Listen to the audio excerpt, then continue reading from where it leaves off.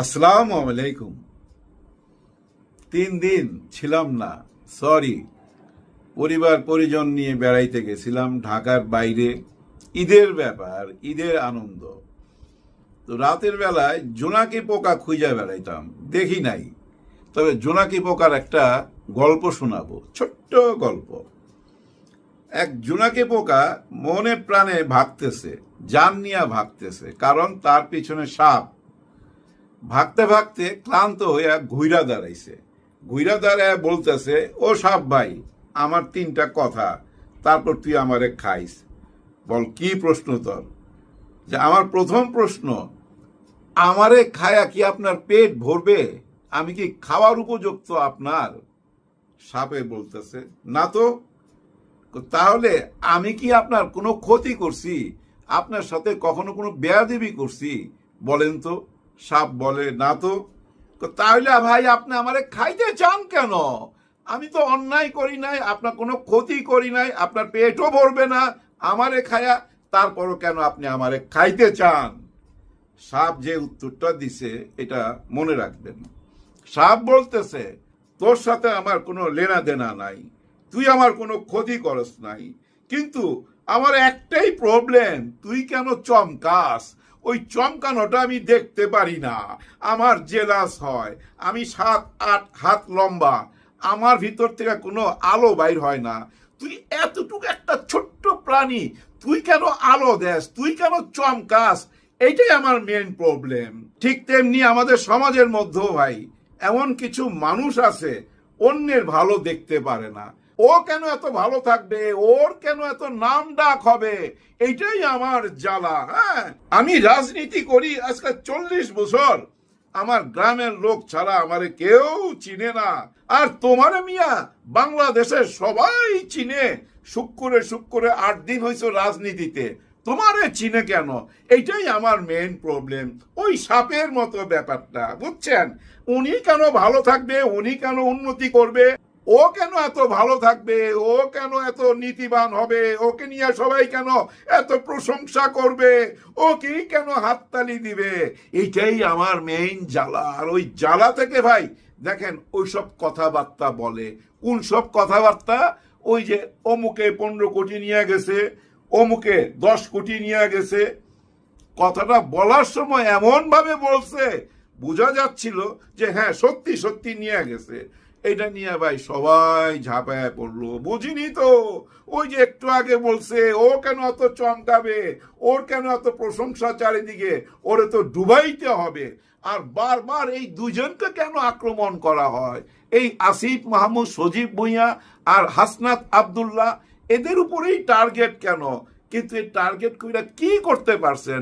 বারবারই তো টানতেছেন, ছিটতে পারতেছেন না তো। তাই না, লাভটা কি? প্রমাণ করতে পারছে কেউ? কেউ প্রমাণ করতে পারে নাই। টেলিফোন যখন করলো হাসনাত আব্দুল্লাহ, ওই ভাই আমি নাকি 10 কোটি না 15 কোটি নিয়ে গেছি, আপনি বলছেন। তখন বলে, না তো, আপনি টাকা খাইছেন এই কথা তো আমি বলি নাই। এটা তো ভাই প্রত্যেক জেলায় জেলায় সরকারি বরাদ্দ দেওয়া হয়, সেই কথা আমি বলছি। মিডিয়া এটা উল্টায় পাল্টায় লিখছে। এরকম একটা উত্তর দিল। চিন্তা করেন, সঙ্গে সঙ্গে আবার আলোচনা ঘুরে গেল। কিন্তু মাঝখানে 24 ঘন্টায় আসিফ মাহমুদ, সজীব ভুঁইয়াকে আর হাসনাতকে মানুষজন ধুয়া দিল। ধুয়া দেওয়ার জন্য তো সবাই রেডি, কারণ ও কেন চমকায় ওইটা আমি দেখতে পারি না।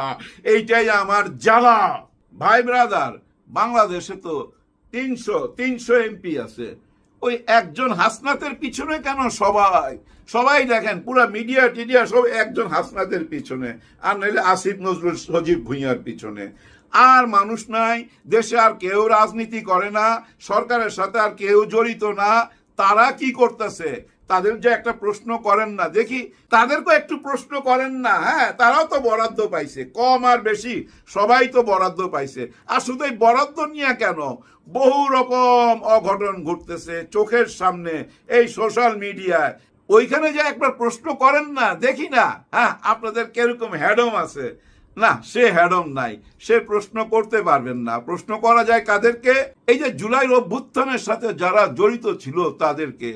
জুলাই কাদেরকে সবচেয়ে বেশি সুযোগ সুবিধা না দিছে ভাই, আর কাদেরকে ডুবাইছে? যাদেরকে ডুবাইছে তারা তো ভাই এদেরকে দেখতেই পারবে না, এদের বিরুদ্ধে কথা বলবে। কিন্তু যারা সুযোগ সুবিধা পাইলেন, জুলাইয়ের কারণে সুযোগ সুবিধা পাইলেন, আপনারা কেন তাদেরকে ছোট করতে চাইবেন? শুধু এই দুজনকেই বারবার, আর কাউরই চোখে দেখেন না? আপনারা না বলছিলেন নির্বাচিত সরকার ছাড়া দেশে শান্তি আসবে না, একমাত্র নির্বাচিত সরকারই পারে গণতন্ত্র ফিরিয়ে দিতে, দেশের শান্তি ফিরিয়ে দিতে। নির্বাচন হয়ে গেছে, 3 মাসের বেশি হয়ে গেছে, এখন কি অবস্থা? হায় হায়, এর মধ্যে দেখলাম ব্রাহ্মণবাড়িয়ার একটি সিনেমা হলে ওই ছবিটা চলতেছিল, ছবির নাম বনলতা। সেটাকে কাওয়ামি শিক্ষার্থীরা যায়া বন্ধ কইরা দিছে যে এটা নিষিদ্ধ, এখানে চলতে পারবে না। একবার চিন্তা করেন তো, ডক্টর ইউনূসের আমল হইলে এটা কিভাবে সবাই ঝাঁপায় পড়তো। এই যে বুদ্ধিজীবীরা, ফেরিওয়ালারা কিন্তু এটা ঝাঁপায় পড়তো।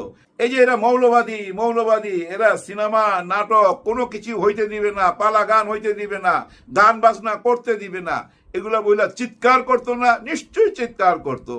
আর দেখেন, যদি কোনো কারণে জামাত ইসলাম ক্ষমতা আসতো আর এই ঘটনাটা ঘটতো যে সিনেমা হলে সিনেমা দেখা বন্ধ করে দিছে ব্রাহ্মণবাড়িয়ার এই মামলাটা, যদি এইটা হইতো, মানুষজন ঝাঁপায় পড়তো তো অনলাইনে।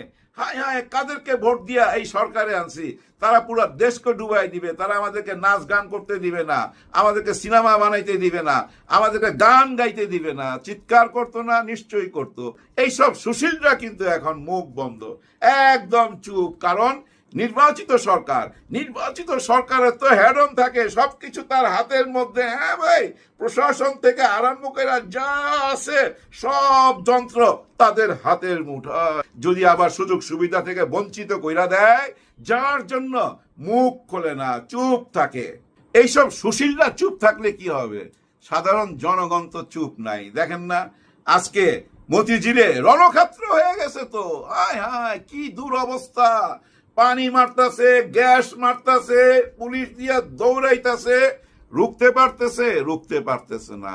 ওই ইসলামিক ব্যাংক নিয়ে আবার সেই আগের অবস্থা।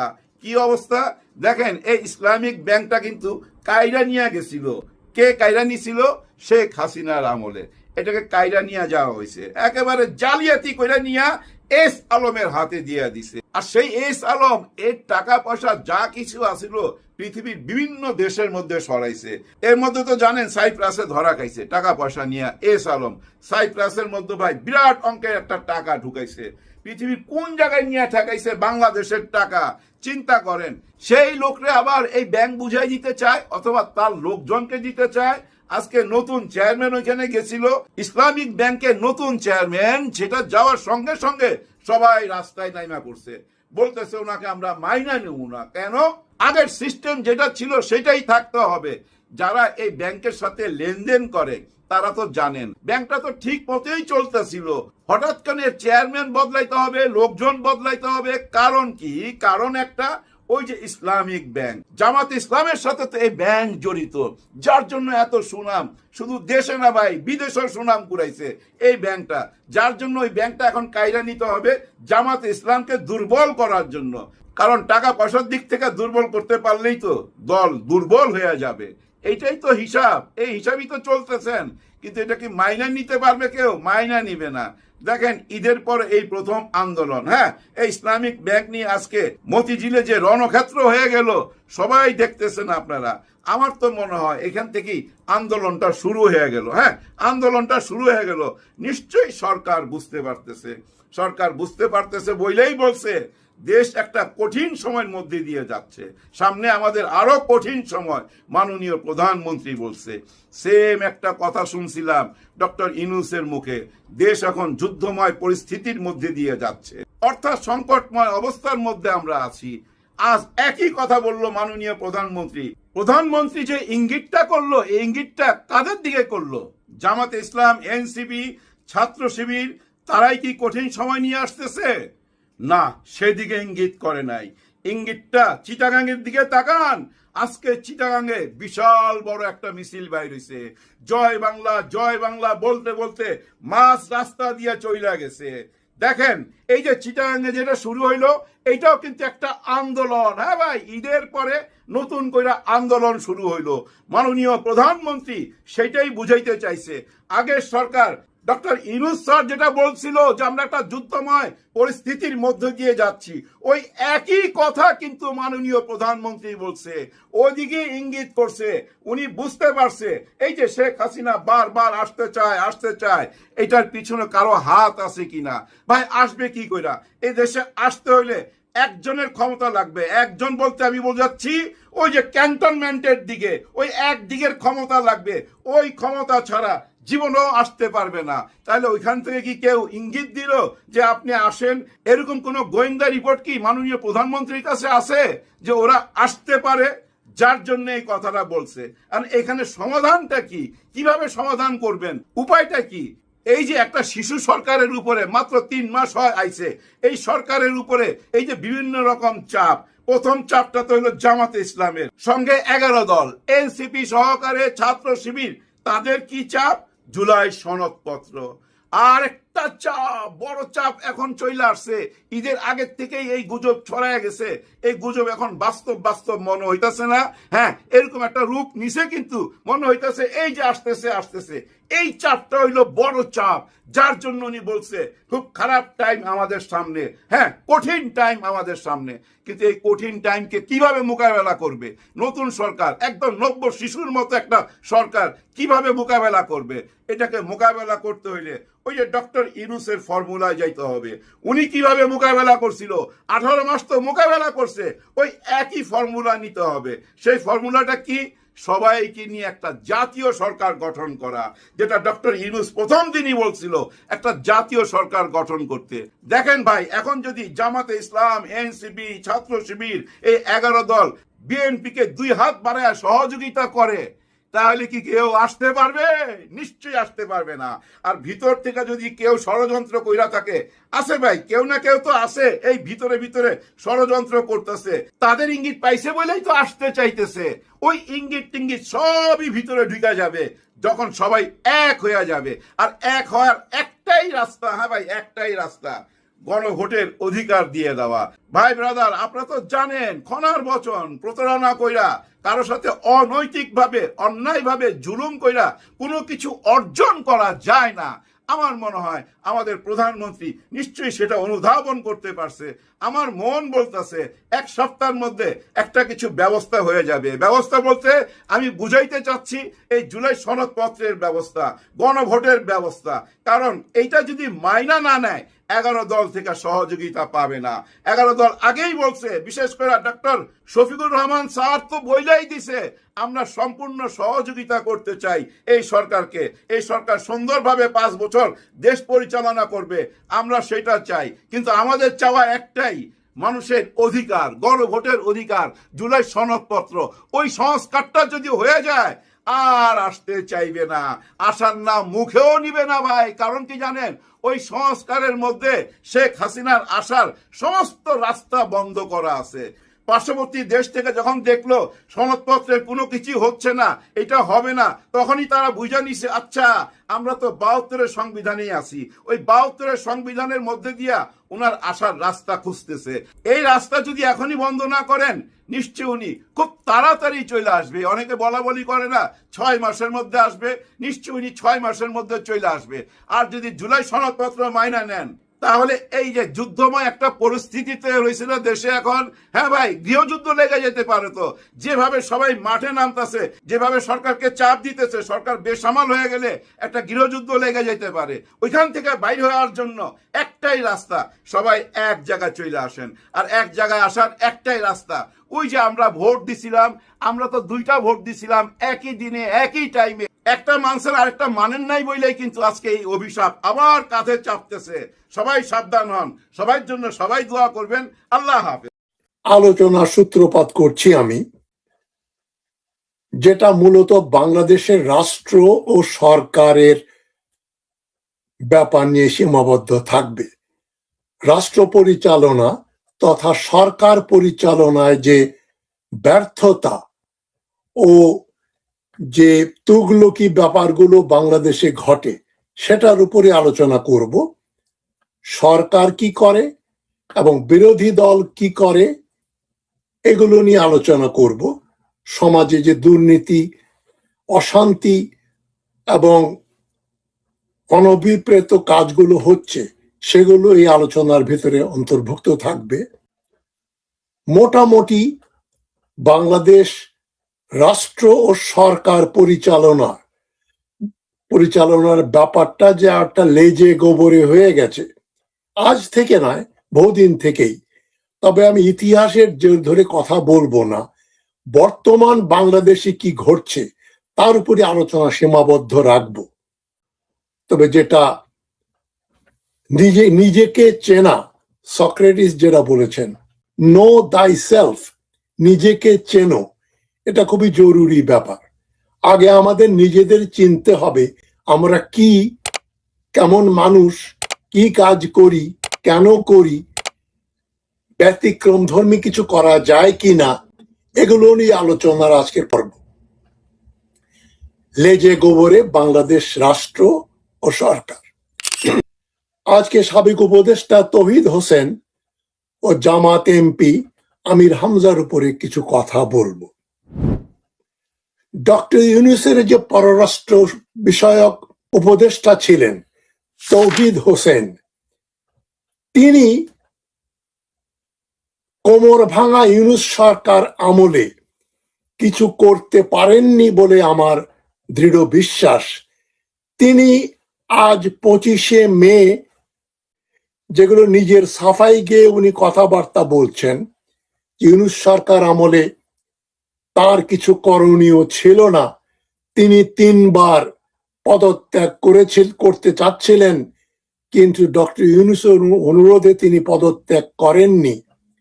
তবে আজ তিনি শুধু বৈদেশিক ব্যাপার নিয়েই নয়, বাংলাদেশের আওয়ামী লীগের রাজনীতি সম্পর্কে, আওয়ামী লীগ দল সম্পর্কে কিছু মন্তব্য করেছেন, যেগুলো খুবই চটকদার, অনভিপ্রেত এবং আশ্চর্যজনক বলে আমার মনে হয়। বাংলাদেশ আওয়ামী লীগ সম্বন্ধে বলছেন কোন রকম তথ্য না দিয়ে বা কোন রকম তত্ত্ব যেখানে না দিয়ে বলা যায় কেন এমনটা ঘটবে। তিনি বলছেন আওয়ামী লীগ আগামী নির্বাচনেই অংশ নিতে পারে। তবে আমি মনে করি এটা একটা অন্তঃসার শূন্য মন্তব্য। তিনি বলেছেন আওয়ামী লীগ রাজনীতি থেকে একেবারেই বিদায় হয়ে গেছে বা যাচ্ছে, বিষয়টি এমনটি নয়। এটা আমি দৈনিক ইত্তেফাকের 25 তারিখের পত্রিকা থেকে পড়ছি, আমি আবার পড়ছি, আওয়ামী লীগ রাজনীতি থেকে একেবারে বিদায় হয়ে গেছে বা যাচ্ছে, বিষয়টি এমন নয়, এবং দলটি দেশের আগামী সাধারণ নির্বাচনেই অংশ নিতে পারে বলে আভাস দিয়েছেন অন্তর্বর্তী সরকারের সাবেক পররাষ্ট্র উপদেষ্টা এম তৌহিদ হোসেন। যমুনা টেলিভিশনকে দেওয়া একটি বিশেষ সাক্ষাৎকারে তিনি এ মন্তব্য করেন।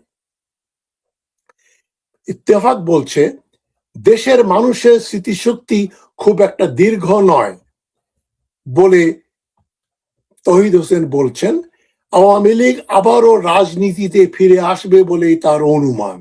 এখানে বাংলাদেশের মানুষের স্মৃতিশক্তির সঙ্গে আওয়ামী লীগের আবার রাজনীতিতে ফিরে আসার ব্যাপারটা কিভাবে একটা যোগসূত্র গড়ে তুললেন তৌহিদ হোসেন, এটা আমার বোধগম্য নয়।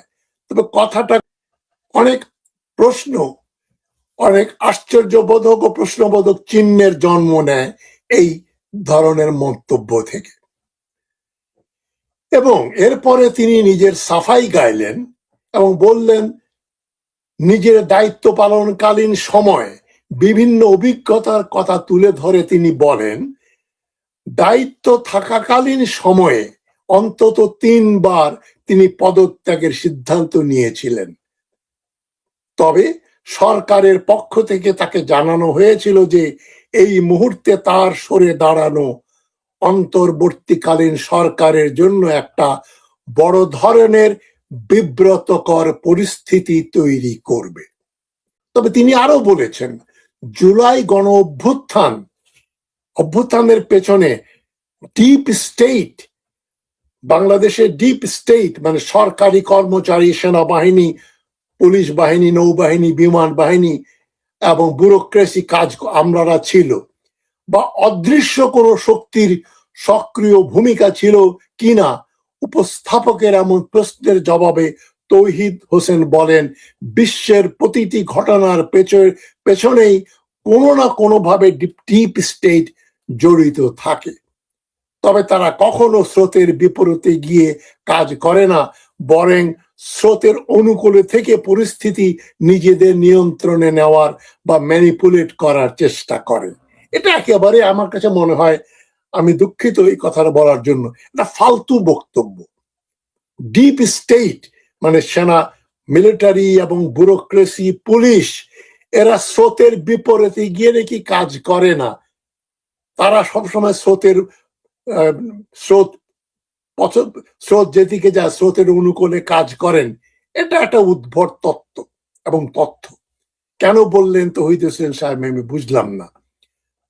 সাক্ষাৎকারে সরকারের ভেতরে কিচেন ক্যাবিনেট বা প্রভাবশালীদের একটা গোপন বলয় সক্রিয় থাকার বিষয়ে কথা বলেন সাবেক এই উপদেষ্টা। তিনি বলেন, তিনি যদিও পররাষ্ট্র উপদেষ্টা ছিলেন, তবে যমুনাতে যেখানে ডক্টর ইউনূস থাকতেন সেখানে একটা কিচেন ক্যাবিনেট ছিল, ভেতরের মানে ক্যাবিনেটের 5-6 জন লোক এবং ডক্টর ইউনূসের মানে খুবই বিশ্বাসভাজন কয়েকজন সেখানে রাষ্ট্রের সমস্ত গুরুত্বপূর্ণ ব্যাপারে সিদ্ধান্ত নিতেন। সেখানে তৌহিদ হোসেনকে ডাকা হতো না, তারপরেও তিনি পদত্যাগ করেননি।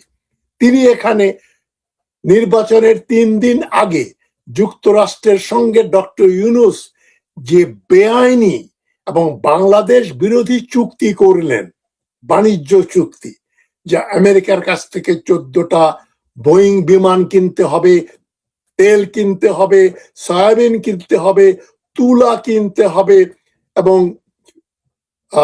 কৃষিজাত পণ্য কিনতে হবে, এই ধরনের একটা গোপন চুক্তি তৌহিদ হোসেনকে না জানিয়ে করা হয়েছিল।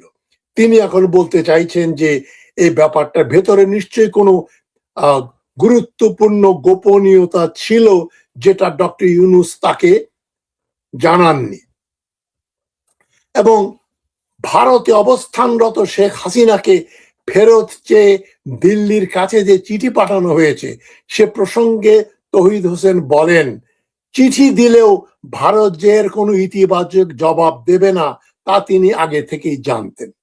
এই ব্যাপারে আমরা একমত পোষণ করতে পারি, কিন্তু এখন প্রশ্ন হচ্ছে, পাল্টা প্রশ্ন হচ্ছে, তিনি কেন 9 ফেব্রুয়ারি ইলেকশনের 3 দিন আগে, যখন তৌহিদ হোসেন পররাষ্ট্র উপদেষ্টা, তার সঙ্গে ছিলেন আবার খলিলুর রহমান, তিনি কেন আপত্তি করলেন না এবং সবাইকে জানিয়ে দিলেন না? এবং এতে সরকারের ক্ষতি হবে এই কনসিডারেশনে তিনি দেশবাসীকে এটা জানালেন না। এটা কি ধরনের কথা হতে পারে? মানে ডক্টর ইউনূস যেটা করেছেন ওটা একটা লেজে গোবরে অবস্থা হয়েছে, এতে কোনো সন্দেহ নেই। তবে তৌহিদ সাহেব যদি পদত্যাগ করে প্রতিবাদ করতেন তাহলে দেশের উপকারে আসতো সে কাজটা। তিনি ইউনূস সরকারকে রক্ষা করার জন্য নাকি নিজের চাকরি বাঁচানোর জন্য কোন রকম কথাবার্তা তখন বলেননি, আজকে বলছেন। আর শুধু পররাষ্ট্র বিষয়ক নিয়ে উনি কথা বলছেন না, তিনি বলছেন আবার আওয়ামী লীগের কি হতে পারে, এই ধরনের একটা উদ্ভট ভবিষ্যৎবাণী করলেন। কেন করলেন, কোন তথ্যের ভিত্তিতে করলেন সেটা আমরা জানি না। তো এখন তৌহিদ হোসেনের বক্তব্য, ইউনূস হোসেন যা করেছেন, সবকিছু মিলালে একটা দিকই ফুটে ওঠে, সেটা হচ্ছে বাংলাদেশের রাষ্ট্র ব্যবস্থা, সরকার ব্যবস্থা, সরকার পরিচালনার ব্যবস্থা, সেটা মানে একটা অন্তর্বর্তীকালীন সরকারই হোক, নির্বাচিত সরকারের আমলেই হোক বা অনির্বাচিত সরকারের আমলেই হোক, বাংলাদেশে সেটা একটা লেজে গোবরে অবস্থায় রয়েছে। সিদ্ধান্তহীনতা বা ভুল সিদ্ধান্তে ভরা। এই সিদ্ধান্তহীনতা এবং ভুল সিদ্ধান্ত গ্রহণ, এটাই হচ্ছে বাংলাদেশের রাজনীতির সবচাইতে গুরুত্বপূর্ণ দিক। এই দিকটা নিয়ে আমাদের আলোচনা করতে হবে। লেজে গোবরে অবস্থা, আমি রোজই এই ব্যাপারে আলোচনা করব। আরেকটা ব্যাপার ইত্তেফাক পত্রিকা থেকেই আসছে, আমির হামজাকে গ্রেপ্তারের সরকারি একটা বিজ্ঞপ্তির প্রকাশের নির্দেশ দিয়েছেন সিরাজগঞ্জের একজন বিচারক। কারণ সিরাজগঞ্জে আদালতে আমির হামজার বিরুদ্ধে মামলা করেন বিদ্যুৎ মন্ত্রী হাসান মাহমুদ টুকু। তাকে আমির হামজা নাস্তিক বলে গালাগালি করেছেন, তার মানহানির ব্যাপারে অনেক কথাবার্তা বলেছেন, যেগুলো নিয়ে টুকু সাহেব নারাজ। তিনি আমির হামজার বিরুদ্ধে একটা মানহানি মামলা করেছেন, কিন্তু এবং আদালত তাকে সেখানে হাজির হতে বলেছিল, তিনি আদালতে যাননি। এই জন্যই আদালত তার বিরুদ্ধে একটা নোটিশ জারি করেছে যে তিনি আদালত অবমাননা করেছেন, আদালতে হাজির হননি। এবং কেন তিনি হাজির হননি, এই জন্য তার সম্পর্কে একটা বিজ্ঞপ্তি, আদালতের রায়কে একটা বিজ্ঞাপন হিসাবে খবরের কাগজে দেওয়ার নির্দেশনা দিয়েছেন অভিজ্ঞ বিচারক। এবং এটা আমির হামজাকে কতটা বিব্রত করবে আমরা জানি না, তবে ব্যাপারটা খুবই বিব্রতকর যে দেশের আইনের ব্যাপারে একজন এমপি, যিনি আইন বানাবেন, আইন প্রণেতা যারা, তার আইনের প্রতি কোনো শ্রদ্ধা নেই। এটা খুবই দুঃখজনক ব্যাপার। এবং জ্বালানি মন্ত্রীকে নিয়ে যে কটূক্তি করেছেন, সে কটূক্তির সে মন্তব্যগুলো ছিল কিন্তু খুবই নিকৃষ্ট ধরনের। একজন এমপি এ ধরনের ভাষা ব্যবহার করতে পারেন, এটা আমার কাছে খুবই গ্রহণযোগ্য নয়।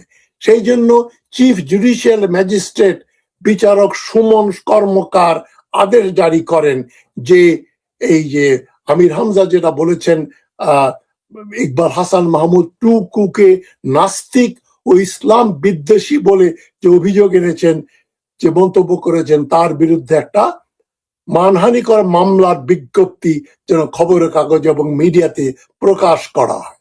এখন জানি না আমির হামজা সাহেব এই বিচারকের এই কথার উপরে, বিজ্ঞপ্তির উপরে উনি বলতে পারবেন না যে উনি জানেন না যে তাকে আদালতে হাজির হতে হবে। এখন তিনি জানবেন, তাকে জানানো হবে যে তাকে আদালতে ডেকে পাঠানো হয়েছে এবং তিনি যাতে আদালতে হাজির হন, সেটাই আমরা আশা করব। এবং এদিকে আমির হামজা সাহেব আবার একটু বিতর্কিত হয়েছেন। আরেকজন রাজনীতিবিদ তিনি বলছেন জামাত নেতা ও সংসদ সদস্য আমির হামজার একটি ওয়াজ মাহফিলের বক্তব্যকে কেন্দ্র করে নিজের জীবনের নিরাপত্তা নিয়ে গভীর আশঙ্কা প্রকাশ করেছেন গণ অধিকার পরিষদের সাবেক সাধারণ সম্পাদক ও বর্তমান বিএনপি নেতা মোহাম্মদ রাশেদ খান। এই আমির হামজা সাহেব বলেছেন যে রাশেদ খান যা করেছেন, যে অপরাধ করেছেন, মানুষের ধর্মীয় অনুভূতিতে নাকি আঘাত দিয়েছেন বা কি করেছেন, কি বলেছেন, সেজন্য রাশেদ খান একটা হত্যাযোগ্য অপরাধ করেছেন। পরোক্ষভাবে এই আমির হামজা রাশেদ খানকে হত্যার যোগ্য বলে ফতোয়া দিয়েছেন। এজন্য এখন আমির হামজা বিরুদ্ধে তিনি বলছেন, রাশেদ খান বলছেন, আমি আমার জীবনের নিরাপত্তা নিয়ে চিন্তিত। দুটো ঘটনাই, মানে তৌহিদ হোসেন সাহেবের বক্তব্য এবং রাশেদ খানকে আমির হামজা যা বলেছেন, আমির হামজার অভিযোগ যে তিনি জীবনের নিরাপত্তা নিয়ে শঙ্কিত, কারণ আমির হামজা বলেছেন তিনি নাকি হত্যাযোগ্য অপরাধ করেছেন। আবার আমির হামজা ইকবাল হাসান মাহমুদ টুকুকে করা তার মন্তব্যের জন্য আদালতে যে মানহানি মামলা করা হয়েছে, সেখানে তিনি হাজিরা দেননি। এই দিকগুলো, এ ধরনের শত শত ঘটনা প্রতিদিন ঘটছে, যে ভাষায় বিভিন্ন নেতৃবৃন্দ, বিশেষ করে নতুন প্রজন্মের নেতৃবৃন্দ যাদের বয়স 50-এর নিচে, তারা যে অশ্লীল ভাষা ব্যবহার করছেন, হুমকি দিচ্ছেন, সেগুলো খুবই অনভিপ্রেত এবং বাংলাদেশের সমাজকে, শুধু রাষ্ট্র এবং রাজনীতি না, পুরো পুরো সমাজটাকেই এখন কলুষিত করে ফেলেছে এবং পুরো সমাজই একটা লেজে গোবরে অবস্থায় পড়ে গেছে। এর থেকে পরিত্রাণের কি উপায়, সেগুলো নিয়ে আমাদের চিন্তা করতে হবে এবং আমি প্রতিদিন যখনই সুযোগ পাবো এই দিকগুলো তুলে ধরবো, যে বাংলাদেশের রাষ্ট্র ও সরকার লেজে গোবরে এবং কিভাবে তার মুক্তি পাওয়া যায় সে ব্যাপারে আমি কিছু আলোচনা করব। ভালো থাকবেন সব।